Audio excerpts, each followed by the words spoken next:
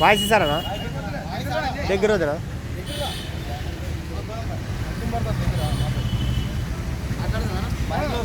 ఇట్లా రానా బాగా వస్తుంది లేదు అన్నా ఈడే బాగా వస్తుంది అన్నా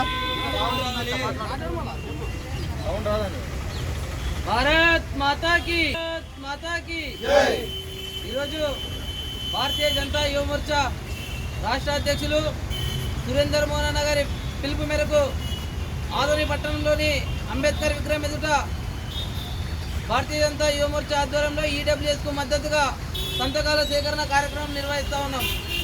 ఏదైతే 2019 జనవరి 8వ తేదీన ఈడబ్ల్యూఎస్కు లోక్సభలో ఆమోదం పొంది ఆ తర్వాత 9వ తేదీన రాజ్యసభలో కూడా ఈ యొక్క బిల్లును ఆమోదం పొంది 2019లో జనవరి 12వ తేదీన రాష్ట్రపతి ఆమోదించి 14వ తేదీన గెజిట్ నోటిఫికేషన్ విడుదల చేసినటువంటి సందర్భం. అయితే ఆనాడు ట్విట్టర్ వేదికగా ఆనాడు ప్రతిపక్ష పాత్రలో ఉన్నటువంటి జగన్మోహన్ రెడ్డి గారు శుభాకాంక్షలు తెలియజేశారు రాష్ట్ర ప్రభుత్వానికి, కేంద్ర ప్రభుత్వానికి. అయితే ఇప్పటికీ 2 సంవత్సరాలు కావస్తున్నా ఈ యొక్క బిల్లును ఆంధ్ర రాష్ట్రంలో అమలు చేయలేని పరిస్థితి.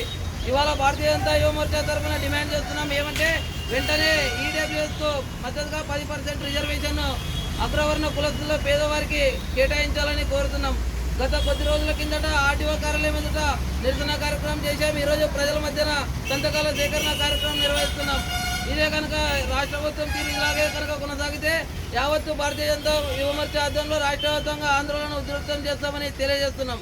ఈ యొక్క కార్యక్రమానికి వచ్చినటువంటి అందరికీ పేరు పేరున ధన్యవాదాలు తెలియజేస్తూ నాకు ఈ అవకాశం ఇచ్చినటువంటి అందరికీ ధన్యవాదాలు చేస్తున్నాం. భారత్ మాతాకి